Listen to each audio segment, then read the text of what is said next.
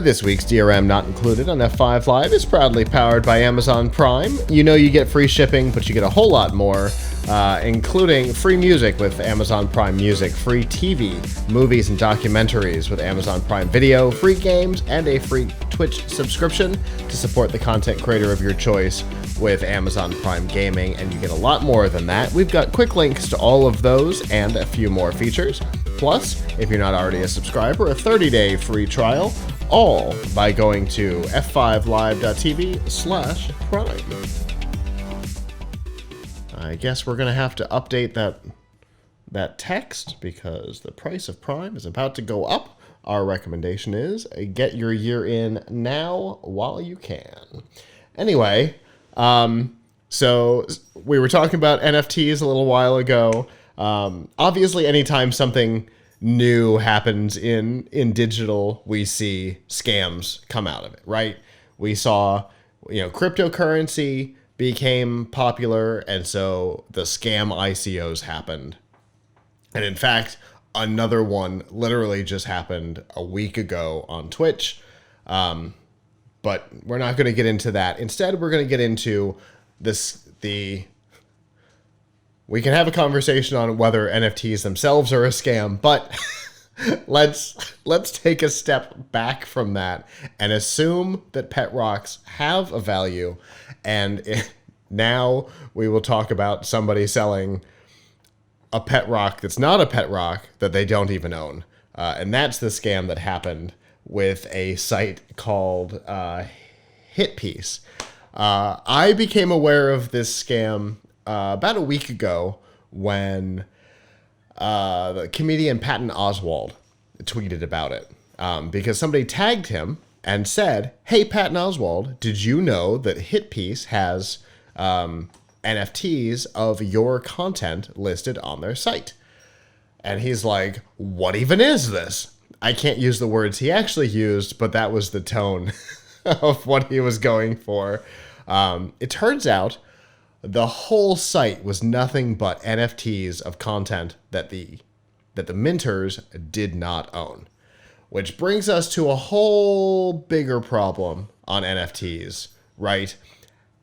How do the people creating the NFTs how does the platform minting an NFT prove that the person minting the NFT actually owns the thing on the other end?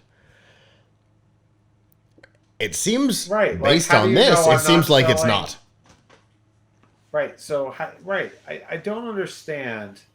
Here's the thing I don't understand. Is there a central repository for NFTs, like the blockchain or something that says, like, this is to make sure that nobody sells the same NFT to another person? So, NFTs almost exclusively run on the Ethereum blockchain. And it guarantees that the GUID, the NFT, only exists once and only exists in one person's possession. The problem is that the minting process, unlike the minting process for coins, is public. So the minting process for coins is a very private, very behind-the-scenes process, right? So you do your mining, you do your proof of work or your proof of stake or whatever it is, and eventually a coin is minted and it exists in the blockchain. But with NFTs, the process of minting a blockchain is pretty public. Just about anybody can create a minting process. And so here we are. We have no current way of validating that the NFT that has been minted is for a thing that the person who minted it owns. And so HitPiece minted NFTs for very high profile content that was not even remotely related to them, and then sold it for a ton of money. So first of all, who wants to buy an NFT aside from the fact that who wants to buy an NFT, period. I was going to say, you could have stopped before of. Yes. I mean, but you said we didn't want to get into just the fact that NFTs in general are a scam. I am fine getting into that. I think NFTs in general are a scam. I 100% agree. It's a I think pyramid there scheme. is a Not even a pyramid scheme. I believe that there is a context in which they make sense. I think the minting process as it exists now is a huge problem. I think the idea of minting an NFT to represent digital assets within, say, a game that is already having people sell those assets outside of the game. World of Warcraft and gold, for example. You can go on eBay, you can buy it, and the whole transaction is a crapshoot because you have to guarantee that the other person is going to show up. The money's going to change hands. The assets are going to change hands. It is a total chaos.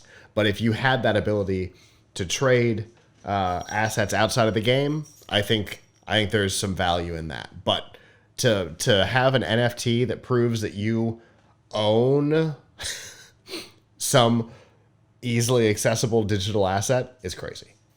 A photo, music, an episode of our show, all of it seems insane to me. Why would you want that? Like, who cares? You know, right? Who cares? This is the lamest bragging right ever.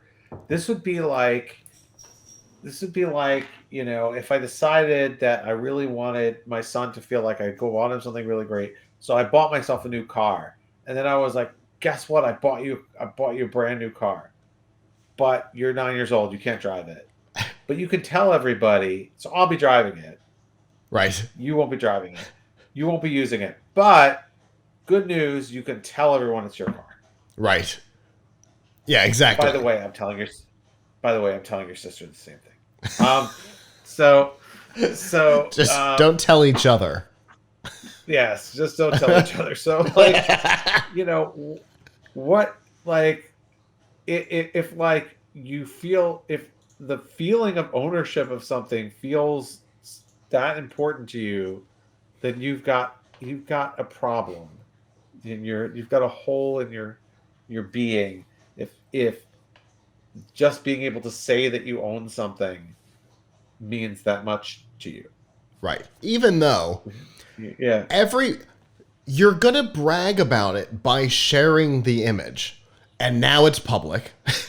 Because I can guarantee, I haven't even gone and looked, but I can guarantee that Jimmy Fallon and Paris Hilton, who both spent way too much money on NFTs of the monkey, have shared those images on their Twitter account. So now everybody can use it. It's in the wild. I can long press on it on mobile. I can right click on it on desktop, save the image, and I just barely, they just barely own it more than I do. I mean, just barely. What? What are we even talking about? In the chat room, who cares is the bottom line. That was your comment, Abram. Who cares? Exactly. Who cares is the bottom line. It's honest to God, they're pet rocks. They're a thing that people are pretending have value when you can just get one out of your backyard. I don't know. Right. I mean, look, there's the person who farts in a jar and was selling wants to sell NFTs of her farts, although we have no proof that she actually farted for each NFT. Right. True. Like, is it possible that you, in fact, are not getting a legit fart? Like, it might not even be worth the... And instead, you're just owning the NFT that represents the concept of a fart? Yes, I certainly want to pay for the concept of someone's farts. Oh my God. I mean... I'm going to go listen, it smells better than the real thing. True enough. I'm going to take this an interesting direction because I got a press release, I think, today. The first house is going to be sold via NFT. And of course, because like all weird things, it's going to start here in the Tampa area.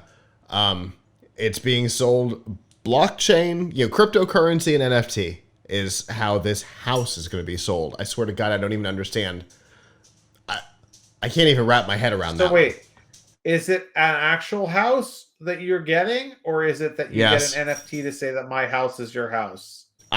Right. There's that. I don't know. I legitimately don't understand. I read the whole Like, thing yeah, I want to buy 5 an or 6 NFT to my times. house. You can say it's your house, but it's still my house, and I get to live here. Like, Because I still have the deed, and the NFT means absolutely nothing. right. I don't know. The whole thing is so stupid. I can't even wrap my head around it at this point. And so the idea that there are NFTs representing things that the minters didn't own, I don't know. That seemed inevitable to me. How was that not going to be the way this went within a very short period of time? Right? Doesn't it seem like that was absolutely inevitable? That there was no way that this wasn't how this went? Yeah, it's ridiculous. I don't know. Some pretty high profile people have gotten into some pretty impressive trouble trying to defend NFTs. Kevin Pereira is a great example. They almost shut down a live broadcast of Attack of the Show mid-episode because of the flame he was receiving for trying to say that NFTs were a good thing. Which, if only that was their biggest problem over there. But I mean, the general take on NFTs is so negative right now that even logical implementations of it are getting smacked around, which I understand. That makes sense to me. You know, once an okay idea is abused to this extent, it seems like even the good implementations of it are going to be a problem. This is a waste. This is useless. I mean, but look, there's some fools out there who would love to be parted from their money. I mean, this is like all the business about people. I mean, I saw this thing about people. Didn't people used to at one point buy stars? Yep. Like, oh, we're going to name this star for you. But there was no regulation of this, so anyone could buy any star for anybody and sell it to anybody. And that's what this seems like. Yeah. Yeah, that's actually a pretty good way of looking at it, because there's more than one minting process. So the same thing could be minted more than once on different platforms, just like the International Star Registry and whatever the other big one was that both advertised on late night television. The same star is being sold twice, even if you've got like a guarantee on the platform that this one is yours. On another platform is exactly the same thing. I'm going to need an explanation on that from chat. See also tulip craze. I'm going to need more information on that. But yeah, this kind of thing happens all the time. You can buy 1 square foot of land in Ireland or something in a particular area so you can call yourself a lord or a lady or some kind of nonsense. It's all crazy. Now, I mean, if I get a square foot of land, right, and I At could least it's a actually little go better. there and if it existed and I could actually go there and sit on my land, you know, that would be pretty cool. You know, If it's 1 square foot sitting on it, it's going to be pretty difficult. oh yeah. They better mark off my part though, right? Like I mean, if I could a little stick flag. Yeah, I want a little flag or something if that's the case. I mean, we had this discussion about my wife and I had this discussion when we lived in a condo. So we lived in a condo for many years, and they said that we owned our condo, and then we had something like 6% ownership of the building or something like that. Okay. So you don't. So what does that mean? I was like, oh, I wonder if I could say that one of the buttons in the elevator is mine. You know. You have fractional ownership of the button that leads to your floor. Yeah, listen, that I own the whole button. You may own the elevator. You may own the door, but if you want to hit that 6, that's all mine. All right, I have information on the tulip craze. The tulip craze in 17th century Holland is widely known as the very first economic bubble. The price of tulips escalated so much that people sold their valuables to buy tulips. Okay, yeah. And that's even crazier because tulips aren't forever. A Beanie Baby is probably not even biodegradable, so that thing was going to stay around forever. But a tulip, not so much. Okay. Yeah, I mean, I don't know. I think a tulip might have a longer lifespan than an NFT. Yes. I can I yeah. For a history of nonsense that predates NFTs, check out the 1860s extraordinary popular delusions and the madness of crowds. Okay, I'm in. Thank you. I don't know if that's a book or what it is, but whatever it is, I'm in. And Terry says that a tulip is going to smell better than an NFT. Certainly better than an NFT for a fart. So, thank you for tying all of that together. No matter what it is, the point of this is that RIAA, the Recording Industry Association of America, has gone after HitPiece, asking for basically all the information from HitPiece. What was minted, who it was sold to, how much it was sold for. They want a complete ledger because a lot of their members were victims of this. So this, I can guarantee, is just getting started because RIAA, like a dog with a bone, does not let go of things easily. This is just getting started, and I cannot wait to see how this goes. Hopefully, they won't be suing a grandmother with a Mac for having software that is PC only, which definitely happened in the Napster days. Hello, YouTube. Thanks for watching, and I hope you enjoyed this episode of F5 Live Refreshing Technology. If you did, please subscribe to the channel down below, and of course hit the notification bell because we know that subscriptions don't mean much on YouTube anymore. If you've got topics that you'd like us to talk about in the future, please comment them down below.